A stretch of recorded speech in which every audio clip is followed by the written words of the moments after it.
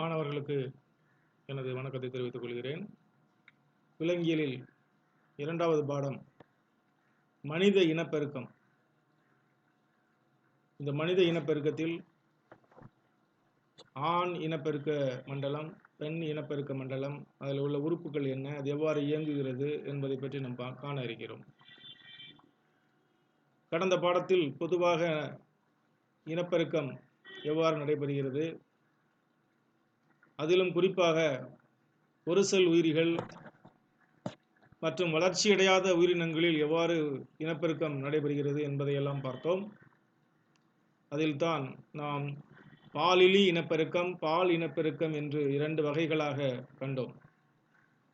பெரும்பான்மையான ஒரு செல் உயிரிகள் பாலிலி இனப்பெருக்க முறையில் இனப்பெருக்கம் செய்கிறது என்பதை பற்றி கடந்த பாடத்தில் பார்த்தோம். தற்பொழுது பால் இனப்பெருக்கம், இந்த பால் இனப்பெருக்கம் எவ்வாறு நடைபெறுகிறது, முக்கியமாக மனிதனில் நடைபெறக்கூடிய பால் இனப்பெருக்கத்தை பற்றி நாம் இந்த பாடத்தில் காண இருக்கிறோம். இனப்பெருக்க மண்டலத்தின் 4 முக்கிய செயல்பாடுகள். ஒரு இனப்பெருக்க மண்டலம் என்றால் நாம் என்னென்ன வேலைகளை எல்லாம் செய்ய வேண்டும் என்றால், இனச்செல்களை உற்பத்தி செய்ய வேண்டும். அவ்வாறு உருவாக்கப்பட்ட இனச்செல்களை கடத்துதல் வேண்டும். எடுத்துக்காட்டாக இப்போ விந்தகத்தில் விந்து செல் உற்பத்தி செய்யப்பட்டால் அது விந்தகத்திலிருந்து கடத்தி மற்ற பகுதிகளுக்கு செல்ல வேண்டும். அடுத்து வளரும் கருவிற்கு உணவூட்டம் அளித்து பேணுதல், இதுவும் இனப்பெருக்க மண்டலத்தினுடைய செயல்பாடு தான்.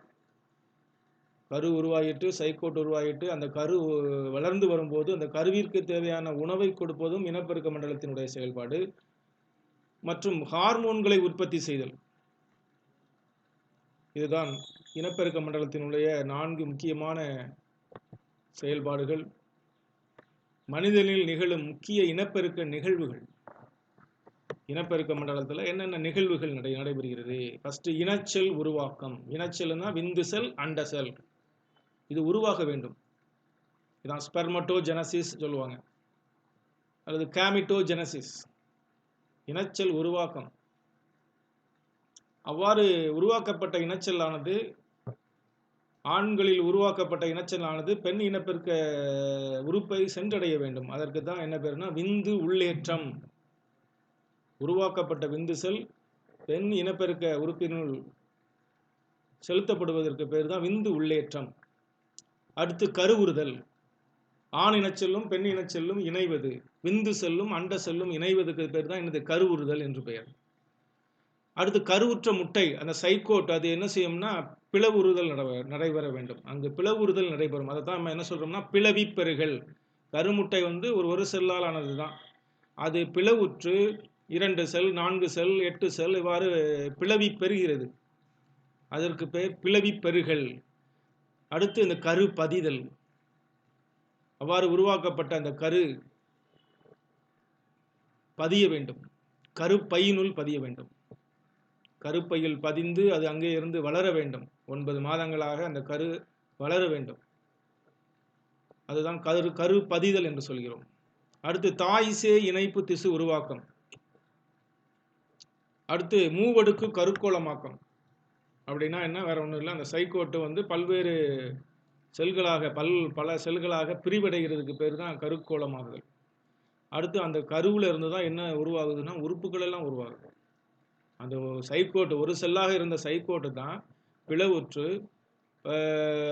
நிறைய செல்களாக பெருக்கமடைந்து எதை உருவாக்குகிறது, மூவடுக்கு கருக்கோளத்தை உருவாக்குகிறது. அதிலிருந்து தான் என்ன உருவாகிறது, உறுப்புகள் எல்லாம் உருவாகிறது. அப்போ உறுப்புகள்லாம் உருவாகிச்சு. இப்போ அந்த கரு நன்கு வளர்ச்சி அடைந்ததுன்னா அடுத்து அது குழந்தை பிறப்புக்கு ரெடி ஆகணும். அந்த குழந்தை பிறப்பை தான் என்ன சொல்றாங்கன்னா மகப்பேறு அப்படின்னு சொல்றாங்க. இந்த மாதிரி நிகழ்வுகள் இனப்பெருக்க மண்டலத்தில் நடைபெறக்கூடிய நிகழ்வுகள். அடுத்து இனப்பெருக்க உறுப்புகள் அப்படின்னு சொல்லும்போது, ஆண் இனப்பெருக்க உறுப்பு எது அப்படின்னா விந்தகம். விந்தகத்தினுடைய வேலை விந்து செல்களை உற்பத்தி செய்தல். இந்த விந்தகம், இதனுடைய அமைவிடம் நமது உடல்ல எந்த பாகத்தில் இருக்கு அப்படிங்கிறதெல்லாம் நமக்கு அந்த படத்தை பார்க்கும்போது நமக்கு நல்லா தெரியும். விந்தகம் எங்க இருக்குது, விந்தகம்னா நம்ம ஏதோ நினைச்சிடக்கூடாது. விந்தகம்னா அதனுடைய அந்த இடம், அமைவிடம் எங்கே இருக்கிறது அப்படிங்கிறத படத்தில் தெளிவாக காட்டிப்பாங்க. அடுத்து அண்டகம். அண்டகம் பெண்களில் இருக்கக்கூடிய இனப்பெருக்க உறுப்பு அண்டகம். அது அண்ட செல்களை உற்பத்தி செய்யும். சரிங்களா? அப்போ முதன்மை இனப்பெருக்க உறுப்புகள்னா இதுதான். ஆண்களில் விந்தகம், பெண்களில் அண்டகம். அடுத்து துணை இனப்பெருக்க உறுப்புகள்னு இருக்குது. சரிங்களா?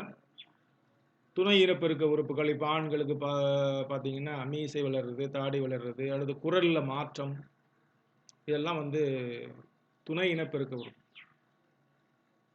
அடுத்து பெண்களில் பார்த்தீங்கன்னா மென்மையான குரல், மார்பக வளர்ச்சி அடைதல், இதெல்லாம் பார்த்தீங்கன்னா என்னது? துணை இனப்பெருக்க உறுப்புகள். அப்போ முதன்மை இனப்பெருக்க உறுப்புகள், துணை இனப்பெருக்க உறுப்புகள் அப்படின்னு சொல்லியிருக்கு.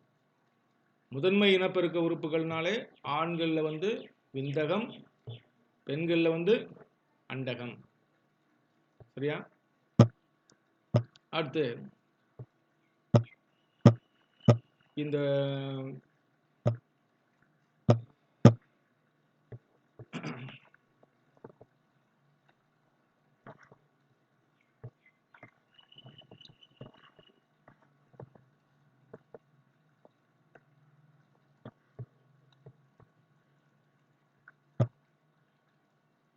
ஓகே, ஃபர்ஸ்ட் ஆண் இனப்பெருக்க மண்டலம். ஓரினை விந்தகங்கள், விந்து நாளங்கள், சுரப்பிகள், புற இனப்பெருக்க உறுப்புகள், இவற்றின் தொகுப்பு. இதெல்லாம் சேர்ந்து தான் இனப்பெருக்க மண்டலம். ஒரு உறுப்பு மண்டலம்னாலே அதில் பல உறுப்புகள் இருக்கும். அதான் நம்ம படிச்சிருக்கிறோம் இல்லையா? இப்போ இது ஆண் இனப்பெருக்க மண்டலம் அப்படின்னா அதில் என்னென்ன உறுப்புகள்லாம் இருக்குது அப்படின்னா விந்தகங்கள் இருக்குது, துணை நாளங்கள் இருக்குது, சுரப்பிகள் இருக்குது, புற இனப்பெருக்க உறுப்பு இருக்குது. இது எல்லாம் சேர்ந்து தான் ஆண் இனப்பெருக்க மண்டலம். ஃபஸ்ட்டு விந்தகங்கள். இதான் முதன்மையான ஆணின் பால் உறுப்பு எது அப்படின்னா விந்தகங்கள். இது எங்கே அமைந்துள்ளதுன்னா விதைப்பையினுள் அமைந்துள்ளது. விதைப்பை வயிற்றறையின் வெளியில் உள்ளது. வயிற்றறையின் வெளியில் தான் விதைப்பை அமைந்துள்ளது.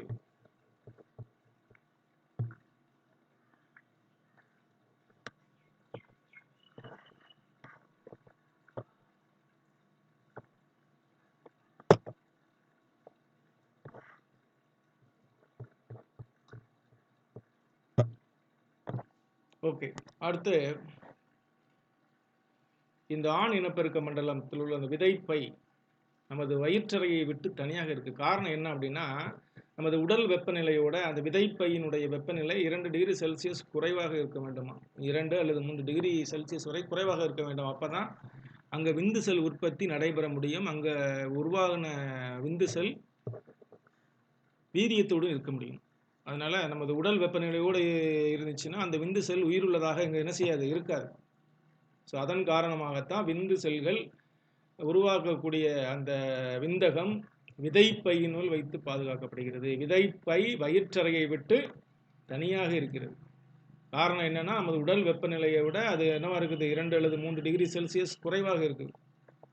ஓகேவா? இப்போ இந்த விந்தகத்தில் என்னென்னலாம் இருக்குது அப்படிங்கிறத பற்றி நம்ம பார்க்க போகிறோம். இந்த படம் ஆண் இனப்பெருக்க மண்டலம் படத்தை பார்க்கும்போது இப்போ வந்து இதுதான் விந்தகம், இதுதான் விந்தகம். வெளியில் இருக்கக்கூடிய அந்த பகுதி என்ன அப்படின்னு பார்த்தீங்கன்னா இதைத்தான் நம்ம என்ன சொல்கிறோம், விதைப்பை. அப்போ விதைப்பைக்குள்ளே என்ன இருக்குது, விந்தகம் இருக்குது. அடுத்து இங்கேருந்து சொல்லக்கூடிய ஒரு குழாய். அடுத்து அந்த குழாய்க்கு மேலேயும் இந்த பகுதி என்ன அப்படின்னு பார்த்தீங்கன்னா இந்த பகுதிக்கு பேர் தான் எப்பிடைடிமிஸ்ன்னு சொல்லுவாங்க. அதாவது விந்தக மேல் சுருள் குழல். விந்தக மேல் சுருள் குழல். அடுத்து இங்கேருந்து ஒரு டியூப் போகுது, விந்து நாளம். இங்கே போகுது பாருங்க. இங்கே வந்து இங்கே 2-3 சுரப்பி எல்லாம் இருக்குது.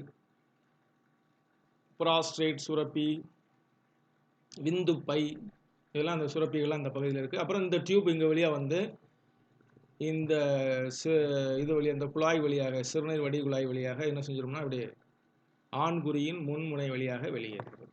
இதுதான். இப்போ இதுதான் ஆண் இனப்பெருக்க மண்டலம். ஆண் இனப்பெருக்க மண்டலம் அப்படின்னா அங்கே விந்து செல் எங்கே உருவாகிறது, விந்தகத்தில் உருவாகிறது. அதுக்கப்புறம் இங்கேருந்து அந்த டியூப் வழியாக அப்படியே வந்து திருப்பி எங்கே வருது அப்படின்னா ஆண்குறி வழியாக வெளியேறுகிறது. இதுதான் ஆண் இனப்பெருக்க மண்டலம். ரொம்ப சிம்பிள். அடுத்து இதுவும் அந்த ஆண் இனப்பெருக்க உறுப்பு விந்தகத்தினுடைய ஒரு அமைப்பு தான். சரிங்களா? இந்த இது விந்தகம், அந்த விந்தகத்திலிருந்து வரக்கூடிய சின்ன சின்ன டியூப்ஸ். இந்த டியூப் என்ன சொல்றாங்கன்னா ரீட் டெஸ்டிஸ் அப்படின்னு சொல்றாங்க. அடுத்து இந்த இது என்னது அப்படின்னு பார்த்தீங்கன்னா எபிடைடிமிஸ். அடுத்து எபிடைடிமிஸ்ல இருந்து இங்க இருந்து ஒரு குழாய் மேலே போகுது. இந்த குழாய்க்கு பேர் விந்து நாளம். இது மேலே போய் அப்படியே சுற்றி திருப்பி ஆண்குறி வழியாக வெளியேறக்கூடியது. இதுவும் ஒரு அமைப்பு. அடுத்து ஆண் இனப்பெருக்க மண்டலத்தில் இருக்கக்கூடிய அந்த பகுதிகள் என்னென்னலாம் இருக்கு, விந்தகத்துல என்னெல்லாம் இருக்கு அப்படின்னு பார்த்தீங்கன்னா விந்து நுண்குழல். விந்தகத்தில் இருக்கக்கூடிய முக்கியமான உறுப்பு, முக்கியமான பகுதிகள் என்ன அப்படின்னா விந்து நுண்குழல். அந்த விந்து நுண்குழல்கள்ல 2 வகையான செல்கள் இருக்குது. செர்டோலி செல்கள், விந்து உற்பத்தி செல்கள். செர்டோலி செல்களுக்கு இன்னொரு பேரு செவிலி செல்கள் அப்படின்னு சொல்றாங்க. செர்டோலி செல்களினுடைய வேலை என்ன அப்படின்னா அங்கே உற்பத்தி ஆகக்கூடிய விந்து செல்களுக்கு உணவூட்டம் அளிக்கிறது தான் அதனோட வேலை. அடுத்து இன்னொரு வேலையும் இருக்குது, அது ஒரு இன்ஹிபின் அப்படிங்கிற ஒரு ஹார்மோனையும் சுரக்குது. சரியா? இது ரெண்டும் செர்டோலி செல்களினுடைய வேலை. அப்போ இந்த செர்டோலி செல்கள் எங்கே இருக்குது அப்படின்னு பார்த்தீங்கன்னா வேற எங்கேயும் இல்லை, விந்தகத்தில் தான் இருக்குது. 2 வகையான செல்கள் விந்தகத்தில் இருக்குது, செர்டோலி செல்கள், விந்து செல்கள். செர்டோலி செல்கள் அந்த விந்து செல்களுக்கு தேவையான உணவை கொடுக்கிறது. அடுத்து இன்ஹிபின் என்ற ஹார்மோனையும் சுரக்கிறது. அடுத்து இன்னொரு செல் விந்து உற்பத்தி செல்கள். இது படைந்து முதிர்ந்த விந்து செல்களாக வேறுபாடு அடையும். அப்போ இந்த செல்லு தான் விந்து செல்களாக மாற்றமடைகிறது. அடுத்து இடையீட்டு செல்கள்னு ஒரு செல்களும் இருக்குது, அதுக்கு இன்னொரு பேர் லீடிக் செல்கள். அது விந்து நுண்குழல்களை சூழ்ந்துள்ளது. அப்போ விந்து நுண்குழல் இருக்கிறது 2 வகையான செல்கள் தான், விந்து உற்பத்தி செல்கள், செர்டோலி செல்கள். அந்த விந்து நுண்குழலை சூழ்ந்து இருக்கக்கூடிய செல்களுக்கு தான் என்ன பேர் அப்படின்னா லீடிக் செல்கள். இது டெஸ்டோஸ்டிரோன் என்னும் ஆண் இன ஹார்மோனை சுரக்கிறது. ஆண் இன ஹார்மோனை சுரக்கிறது. ஓகேவா? அப்போ ஆண் இனப்பெருக்க மண்டலத்தோடு தொடர்புடைய துணை நாளங்கள் எதெல்லாம் அப்படின்னு பார்த்தீங்கன்னா ரீட் டெஸ்டிஸ், விந்து நாளம், விந்து மேல் சுருண்டகுழல், விந்து நாளங்கள், இதெல்லாம் அதில் இருக்கக்கூடிய மற்ற நாளங்கள், டியூப்ஸ். இந்த படத்தை பார்த்தாலும் உங்களுக்கு இன்னும் கொஞ்சம் கிளியர் அண்டர்ஸ்டாண்ட் ஆகும். விந்தகம் எங்கே இருக்குது?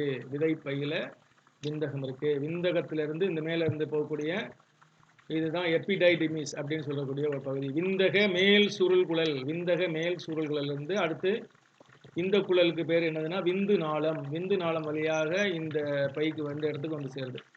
அதாவது எங்கே வருது அப்படின்னு பார்த்தீங்கன்னா சிறுநீர் பையினுடைய கீழ்ப்பகுதிக்கு வந்து சேருது. சரியா? அடுத்து இங்கிருந்து இது வழியாக வெளியேற்றப்படுகிறது. சரிதானா? இது ஆண் இனப்பெருக்க மண்டலத்தினுடைய ஒரு வரைபடம். ஓகே. அடுத்து ஆண் இனப்பெருக்க மண்டலத்தோடு தொடர்புடைய துணை சுரப்பிகள். ஆண் இனப்பெருக்க மண்டலம் அப்படின்னா விந்தகம் மட்டும்தானா? விந்தகம் மட்டுமல்ல, ஒரு உறுப்பு மட்டும் சேர்ந்தது ஒரு உறுப்பு மண்டலம் அல்ல. ஒரு உறுப்பு மண்டலத்தோடு சேர்ந்த பல உறுப்புகள் இருக்குது. என்னெல்லாம் இருக்குதுன்னா இப்போ இதில் இருக்கக்கூடிய பகுதிகள் விந்து பைகள், கௌப்பர் சுரப்பிகள். கௌப்பர் சுரப்பிகளுக்கு என்ன பேர் அப்படின்னா பால்போ யூரித்ரால் சுரப்பி, பல்போ யூரித்ரல் சுரப்பி அப்படின்னு ஒரு பேர் இருக்குது. அடுத்து ஒற்றை பிராஸ்டேட் சுரப்பி. இந்த 3 சுரப்பிகள் இருக்குது. இந்த 3 சுரப்பிகளுமே செமினல் பிளாஸ்மா என்ற ஒரு திரவத்தை சுரக்கிறது. ஆண் இனப்பெருக்க மண்டலத்தில் இருக்கக்கூடிய இந்த 3 சுரப்பிகளும் செமினல் பிளாஸ்மா என்ற ஒரு திரவத்தை சுரக்கிறது. இந்த திரவத்தில் என்னெல்லாம் இருக்கும் அப்படின்னா பிரக்டோஸ், அஸ்கார்பிக் ஆசிட், புரோஸ்டோகிளாண்டின்கள் அப்படிங்கிற சில பொருட்கள் இருக்குது. அடுத்து அந்த விந்து திரவத்தை உறைய வைக்கக்கூடிய ஒரு நொதியும் அங்கே இருக்குது, வெசிகுலேஸ் என்று சொல்லக்கூடிய ஒரு நொதி. இந்நொதி விந்து செல் இயக்கத்தை துரிதப்படுத்தும். விந்து செல் வந்து இயங்கிக்கிட்டு இருக்கணும், அது மூவிங்கில் இருக்கும் விந்து செல் வந்து. சரிங்களா? அந்த இயக்கத்துக்கு காரணமாக இருக்கக்கூடிய ஒரு நொதியும் அங்கே எதில் இருக்குது அப்படின்னா செமினல் பிளாஸ்மா அப்படின்ட்டு சொல்லக்கூடிய விந்து திரவத்தில் இருக்கிறது. அடுத்து பிராஸ்டேட் சுரப்பி மற்றும் பல்போ யூரித்ரல் சுரப்பி. பிராஸ்டேட் சுரப்பி எங்க இருக்கு அப்படின்னு பார்த்தீங்கன்னா சிறுநீர் பையின் அடியில் இருக்கு. சிறுநீர் பையின் அடியில் இருக்குது. அந்த படத்தை பார்த்தீங்கன்னா உங்களுக்கு தெரியும். அது மாதிரி அந்த பிராஸ்டேட் சுரப்பியின் கீழ்ப்புறமாக இன்னொரு சுரப்பி இருக்குது, அது பல்போ யூரித்ரல் சுரப்பி. சரிதானா? அடுத்து இதுல என்னெல்லாம் இருக்கு அப்படின்னா சிட்ரேட் நொதிகள், குறிப்பிட்ட ஆன்டிஜன்கள் இதெல்லாம் இருக்குது. புராஸ்டேட் சுரப்பி மற்றும் பல்போயூரித்ரல் சுரப்பிகள் சுரக்கும் விந்துக்கள், அதாவது விந்து திரவம் மற்றும் விந்துக்கள் ஆகியவற்றை கொண்ட பால் போன்ற வெண்மையான ஒரு திரவம். இந்த திரவம் தான் ஊட்டம் அளிக்கிறது, விந்து செல்களுக்கு தேவையான உணவை கொடுக்கிறது. அடுத்து விந்து செல்களை கடத்தும் ஊடகமாகவும் பாதுகாக்கவும் இயக்கத்திற்கும் தேவையான வேதிப்பொருட்களை கொண்டது. ஆண் கலவி உறுப்பு, புற இனப்பெருக்க உறுப்பு. ஆண் இனப்பெருக்க உறுப்புக்கு விரைப்புத்தன்மைக்கு காரணமாக இருப்பது என்னதுன்னா அதில் இருக்கக்கூடிய சிறப்பு வாய்ந்த தசைகள். அந்த விரைப்புத்தன்மை இருப்பதனால தான் அந்த விந்து திரவமானது பெண் இனப்பெருக்க உறுப்பினுள் எளிதாக உள்ளேற்றம் செய்யப்படுகிறது. ஓகேவா? இப்போ ஆண் இனப்பெருக்க மண்டலத்தை பற்றி ஓரளவு நம்ம பார்த்துட்டோம். அடுத்து பெண் இனப்பெருக்க மண்டலம்.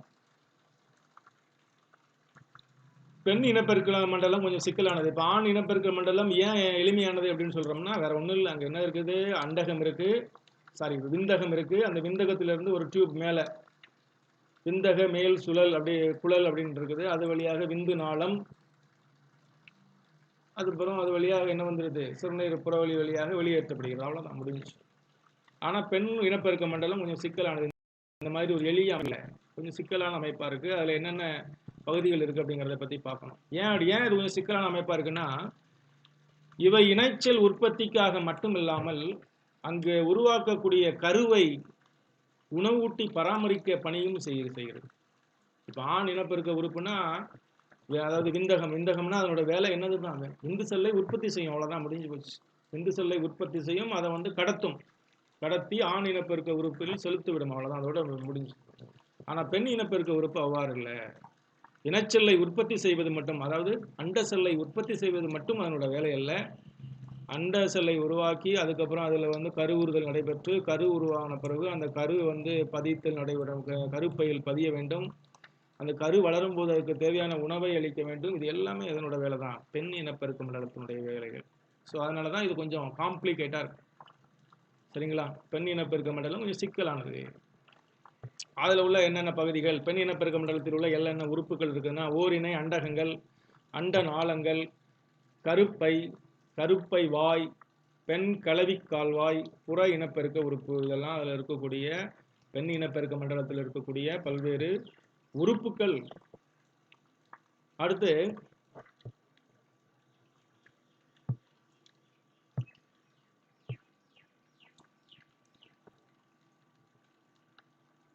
அண்டகம். அந்த அண்டகங்கள் தான் பெண் இனச்செல்லை உருவாக்குகிறது.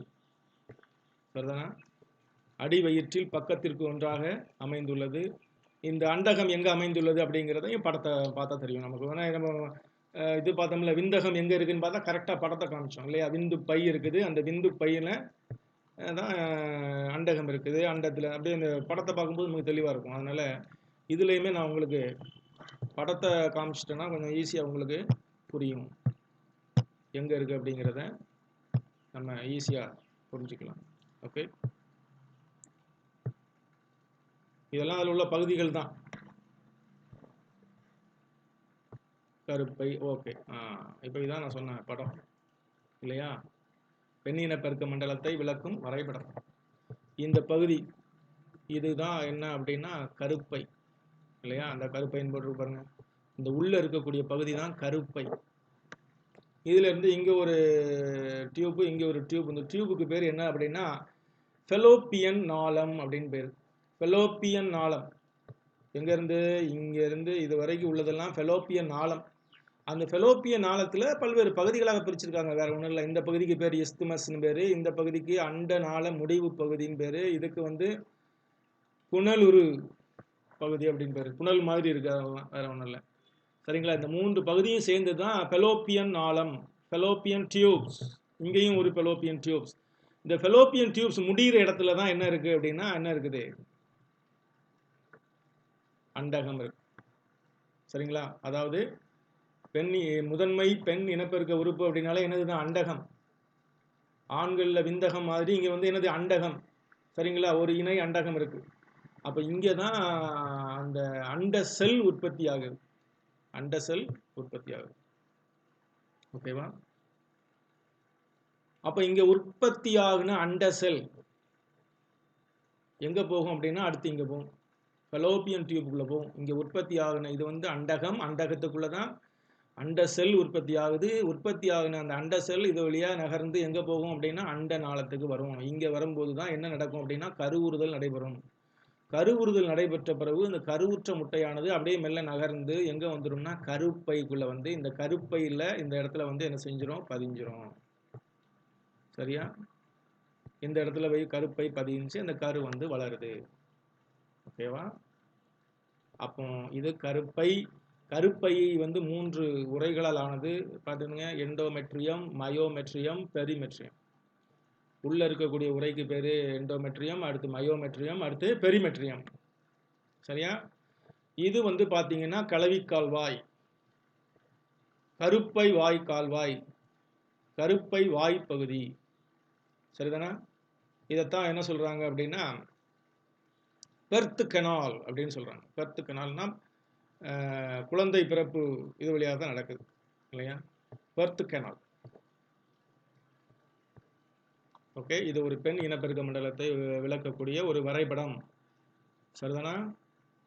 இது அண்டகம், இது ஃபெலோப்பியன் டியூப், இது கருப்பை. கருப்பையில் உள்ள 3 உறைகள் எண்டோமெட்ரியம், மயோமெட்ரியம், பெரிமெட்ரியம். அடுத்து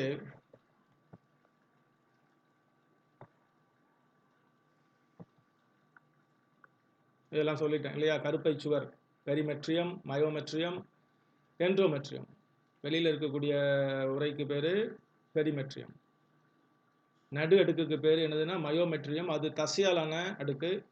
அதுதான் என்னதுன்னா குழந்தை பிறப்பின் போது வலுவான சுருக்கங்களை ஏற்படுத்துகிறது. அந்த கருப்பை நன்றாக சுருங்கி விரிய வேண்டும். விரிந்தால்தான் குழந்தை பிறப்பு வந்து எளிதாக நடக்கும்.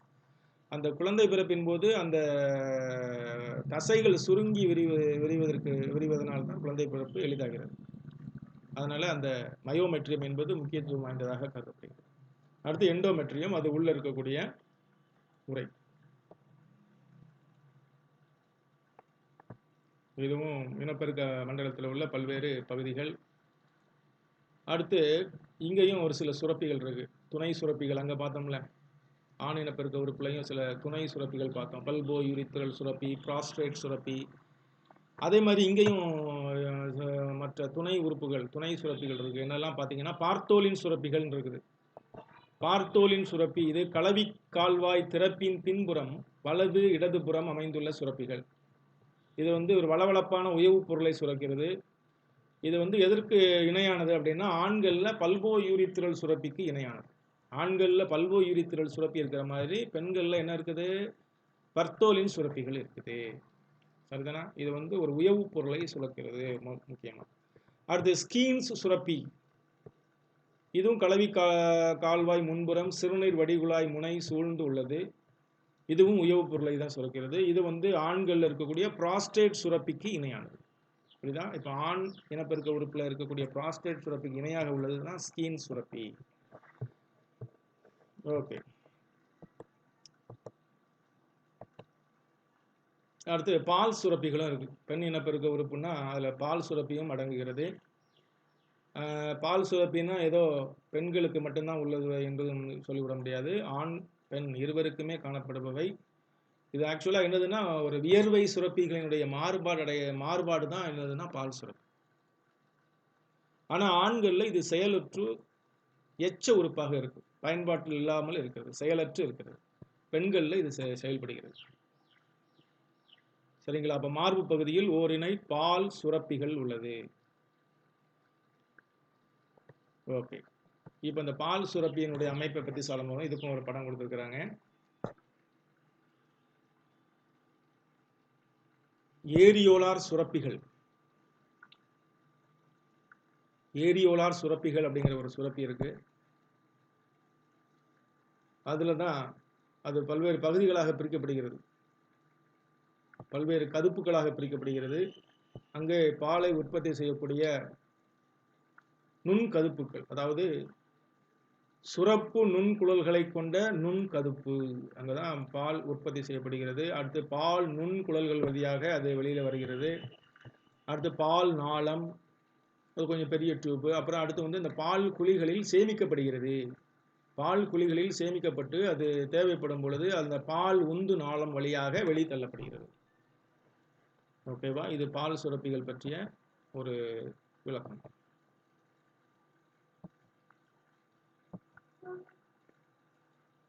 சரிங்களா? அந்த படத்துல இருக்கக்கூடிய பகுதிகள் தான் அந்த பால் சுரப்பியை பத்தி காமிச்சேன்ல. கடைசியா இருக்கிறது வந்து பார்த்தீங்கன்னா கீழ இருந்து கூட வரலாம். கடைசியில இருந்து பால் காம்பின் நுண்ணிய துளை, பால் குழி, அடுத்து பால் உந்து நாளம், பால் விரிமுனைகள், பால் நாளம், பால் நுண்குழல்கள், பல மீச்சிறு கதுப்புக்கள். இதுதான் ஆக்சுவலா எதுனா பாலை சுரக்கிறது. சரிதானா? ஓகே, இது பல்வேறு பகுதிகள். அடுத்து இனச்செல் உருவாக்கம் அப்படிங்கிற ஒரு பகுதிக்கு நம்ம வர்றோம். இனச்செல் உருவாக்கம். இனச்செல்னா என்னது? ஆண் இனச்செல், பெண் இனச்செல். இது இப்போ நமக்கு வந்து இப்போ எக்ஸாம் பாயிண்ட் ஆஃப் வியூவில் பார்க்கும்போது இப்போ நான் சொல்லக்கூடியது தான் இப்போ ரொம்ப முக்கியமானது. இவ்வளவு நேரம் நம்ம பார்த்ததெல்லாம் பொதுவாக நமக்கு ஒரு தெளிவு கிடைக்கணும். ஆண் இனப்பெருக்க உறுப்புனா என்ன, அது எவ்வாறு இருக்கிறது, பெண் இனப்பெருக்க உறுப்பு என்ன செய்யுது அப்படிங்கிறத பற்றி ஒரு தெளிவான ஒரு புரிதல் இருக்கணும். ஆனால் இப்போ பரீட்சையை வச்சு பார்க்கும்போது இதுதான் இப்போ நான் சொல்லக்கூடியது கேமிட்டோஜெனசிஸ், இனச்செல் உருவாக்கம். ஆண் இனச்செல் உருவாக்கம், பெண் இனச்செல் உருவாக்கம். ஆண் இனச்செல் உருவாக்கத்தை தான் நம்ம என்ன சொல்றோம்னா விந்து செல் உருவாக்கம். விந்து செல் உருவாக்கம் எங்கு நடைபெறுகிறதுனா விந்தகங்களில் நடைபெறுகிறது. விந்தகங்களில் உள்ள விந்து நுண்குழல்களில் நடைபெறுகிறது. அதுக்கு பேரு செமினிபரஸ் டியூபியூல். விந்து நுண்குழல்களுக்கு என்ன பேரு? Seminiferous tubule. அங்கதான் ஆண் இனச்செல் உற்பத்தி செய்யப்படுகிறது. இந்த படத்தை பார்த்தீங்கன்னா சரி இல்லையா? இந்த படத்தை நல்லா நீங்க வரைஞ்சு பார்த்துக்கிடணும். விந்து தாய் செல் இதெல்லாம் எங்க இருக்கு அப்படின்னா அந்த விந்தகத்துல இருக்கு. அந்த விந்து தாய் செல்கள் மறைமுக செல் பிரிதல் மூலம் முதல் நிலை விந்து செல்லாக மாறுகிறது. ஓகேவா? இதான் முதல் நிலை. என்ன நிலைனா பெருக்க நிலை. இந்த விந்து தாய் செல்கள் பலவாக பிரிதல் அடைந்து, செல் பிரிதல் மூலம் பல எண்ணிக்கையில் பிரிதல் அடைந்து முதல் நிலை விந்து செல்லை உருவாக்கும். அடுத்து குந்தல் பகுப்பு நடைபெறுகிறது. குந்தல் பகுப்பு அப்படின்னாலே அங்க இருக்கக்கூடிய குரோமோசோம் வந்து பாதியாக குறையும். இப்ப முதல்நிலை விந்து செல்ல பாருங்க, இங்க பாருங்க 2n போட்டிருக்கு. ஆனா அடுத்து வரக்கூடிய அந்த இரண்டாம் நிலை விந்து செல்ல என்ன போட்டிருக்குன்னா n போட்டிருக்கு. அப்ப 2nல பாதி தான் என்னது? n. அப்ப இங்க வந்து 46 குரோமோசோம் இருக்கு அப்படின்னா அடுத்த நிலையில இது செல் பிரிதலும் போது இது ரெண்டாக பிரிகிறதுனால இதுல எத்தனை குரோமோசோம் தான் இருக்கும்னா 23 குரோமோசோம் தான் இருக்கும். இங்க 46 குரோமோசோம், இங்க 23 குரோமோசோம். அப்போ குரோமோசோம் பாதியாக குறைகிறது. குந்தல் பகுப்பு 1 மூலமாக குரோமோசோம் எண்ணிக்கை பாதியாக குறைக்கப்படுகிறது. ஓகேவா? அடுத்தும் ஒரு குந்தல் பகுப்பு 2 நடைபெறுகிறது. இதன் மூலமும் ஒரு 2 செல்கள் மற்றும் 4 செல்கள் உருவாகிறது. இந்த 4 செல்களுக்கு என்ன பேருனா ஸ்பெர்மட்டிட் அப்படின்னு பேரு. இதுவும் ஒற்றை மையமாக இருக்குது. அப்ப n இருந்துச்சுன்னா ஒற்றை மையம், 2n இருந்துச்சுன்னா இரட்டை மையம். அடுத்த ஸ்டேஜ் பாருங்க, ஸ்பெர்மட்டிட் வந்து எதா மாறுதுன்னா முதிர்ந்த விந்து செல்லாக மாறும். இந்த நிகழ்ச்சிக்கு தான் என்ன பேருனா ஸ்பெர்மியோஜெனிசிஸ். ஸ்பெர்மியோஜெனிசிஸ். முதிர்ந்த ஸ்பெர்மட்டிட்டுகள் விந்து செல்களாக மாறக்கூடிய நிகழ்ச்சிக்கு பேரு என்னது? ஸ்பெர்மியோஜெனிசிஸ். இங்க இருந்து மேல இருந்து வரக்கூடியது விந்து தாய் செல்கள். இங்க இருந்து கடைசி வரைக்கும் முதிர்ந்த விந்து செல்கள் உருவாகக்கூடிய இந்த நிகழ்ச்சிக்கு என்ன பேருனா ஸ்பெர்மட்டோஜெனிசிஸ். புரிஞ்சுதா உங்களுக்கு? விந்து தாய் செல்லில் இருந்து முதிர்ந்த விந்து செல்கள் உருவாகக்கூடிய அந்த நிகழ்ச்சிக்கு பேரு ஸ்பெர்மட்டோஜெனிசிஸ் அல்லது விந்து செல் உருவாக்கம். இந்த கடைசி நிலையை மட்டும் பாருங்க, ஸ்பெர்மட்டிட்ல இருந்து முதிர்ந்த விந்து செல்கள் உருவாகக்கூடிய இந்த நிகழ்ச்சிக்கு என்ன பேருனா ஸ்பெர்மியோஜெனிசிஸ். அதனால ரெண்டும் வேற வேற, ஒரே மாதிரி நினைச்சிடாதீங்க. அது ஸ்பெர்மட்டோஜெனிசிஸ், இது ஸ்பெர்மியோஜெனிசிஸ். அப்போ பரீட்சைக்கு இந்த இது நல்லா நீங்க படம் வரைஞ்சி பார்த்துக்கிடுங்க.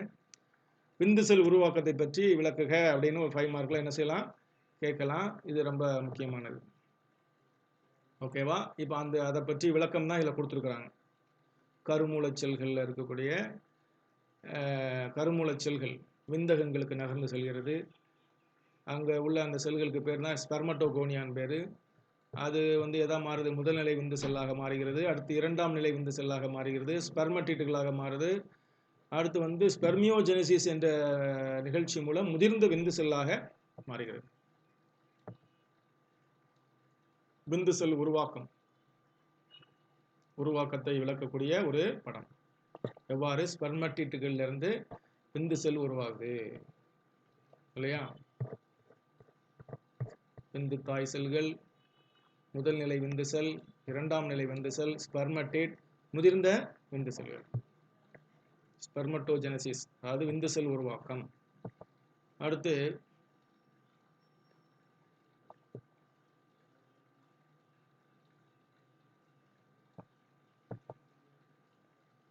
மனித விந்து செல்லினுடைய அமைப்பு, இதுவும் ரொம்ப முக்கியமானது தான். ஒரு படம், இதுக்கும் படம் வரைஞ்சி பார்க்கறது ரொம்ப முக்கியமானது. மனித விந்து செல்லினுடைய அமைப்பு, அக்ரோசோம் இருக்குது, அடுத்து உட்கரு இருக்குது, கழுத்து பகுதி இருக்குது, மைட்டோகாண்ட்ரியா இருக்குது, நடுப்பகுதியில் மைட்டோகாண்ட்ரியா இருக்குது, அடுத்து வால் பகுதி. ஒரு எளிமையான படம் இருந்தாலும் பரீட்சையில் அதிகமாக கேட்கக்கூடிய ஒரு படம். விந்து செல்லின் அமைப்பை படம் வரைந்து பாகம் குறியும் கேட்பாங்க.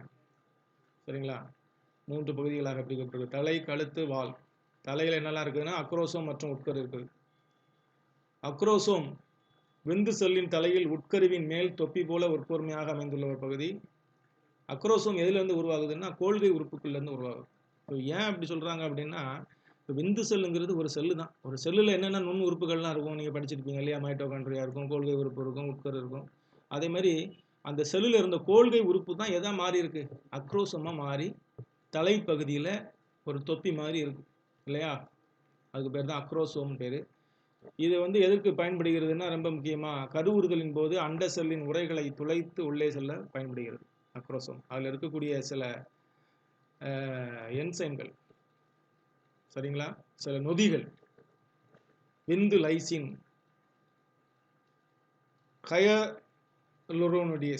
ஹயலுரோனோடியஸ் அப்படிங்கக்கூடிய நொதி, இதெல்லாம் வந்து அந்த அண்ட செல்லை துளைத்து விந்து செல்லானது அண்ட செல்லுக்குள் நுழைவதற்கு பயன்படுகிறது. ஓகேவா? ஓகே, இதான் விந்து செல்லினுடைய அமைப்பு தான். அடுத்து அண்ட செல் உருவாக்கம், இதுவும் ஒரு முக்கியமானது. அண்ட செல் உருவாக்கம், இதுக்கும் படம் நான் வேற ஒன்றும் இல்லை, கவனிச்சுக்கிடுங்க. அண்ட தாய் செல்கள், இதுவும் மறைமுக செல் பிரிதல் மூலம் முதல் நிலை அண்ட செல்லாக மாறும். இது ரெண்டுலையுமே என்ன குரோமோசோம் நம்பர் எப்படி தான் இருக்குது, 2n இருக்கு. அடுத்த ஸ்டேஜில் வந்து என்ன மாறிடுது, சரிங்களா? இந்த ஸ்டேஜ் அப்போ 2ஆம் நிலை அண்ட செல்கள் எப்படி இருக்கும் அப்படின்னு பார்த்தீங்கன்னா எப்படி இருக்குது? ஒற்றை மயமாக இருக்கும். அதே மாதிரி போனதுல வந்து பார்த்தீங்கன்னா 2 செல்களும் ஒரே அளவில் இருந்துச்சு. இங்கே பாருங்க, இந்த செல் பிரிதல் மூலம் இதில் வந்து ஒரு செல் வந்து சிறுசாக இருக்குது, இன்னொரு செல் பெருசாக இருக்குது. இந்த சின்ன செல்லுக்கு என்ன பேர்னா துருவ உறுப்புன்னு பேர், முதல் துருவ உறுப்பு.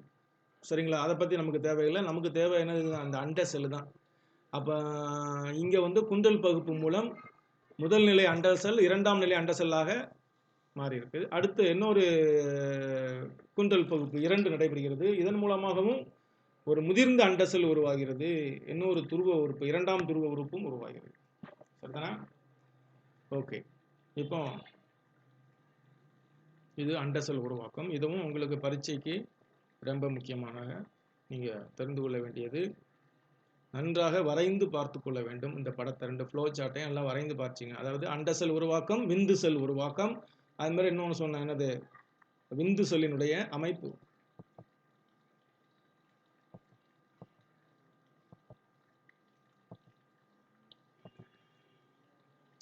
இது ஒரு அண்டகத்தினுடைய நீள்வெட்டு தோற்றம்.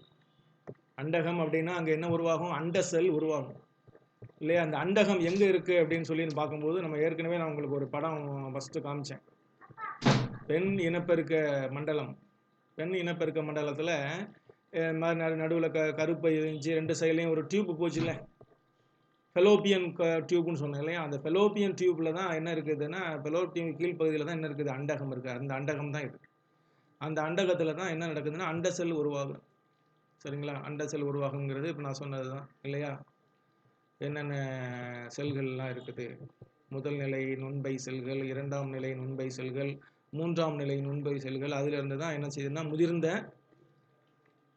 கிராஃபியன் நுண் செல். அதுக்குள்ள இருந்து என்ன செய்யுதுன்னா அண்டம், அண்ட செல் நன்காக வளர்ச்சி அடைந்து வெளியேற்றப்படுகிறது. அண்டம் வெளியேறும் நிகழ்ச்சிக்கு பேர் தான் அண்ட வெளியேற்றம் என்று சொல்ல பேர் அண்ட வெளியேற்றம். ஓகேவா? இந்த அண்டம் வெளியேறி தான் எங்கே போகும்னா கருப்பைக்குள்ளே போகும். ஓகே, இப்போ அந்த அடுத்த படத்தை பார்த்தீங்கன்னா உங்களுக்கு ஓரளவு தெரியும். இது அண்ட செல்லினுடைய அமைப்பு. இதையும் நீங்கள் படம் வரைஞ்சி பார்த்து நல்லா ரெடி ஆகிக்கிடுங்க. அண்ட செல்லினுடைய அமைப்பு.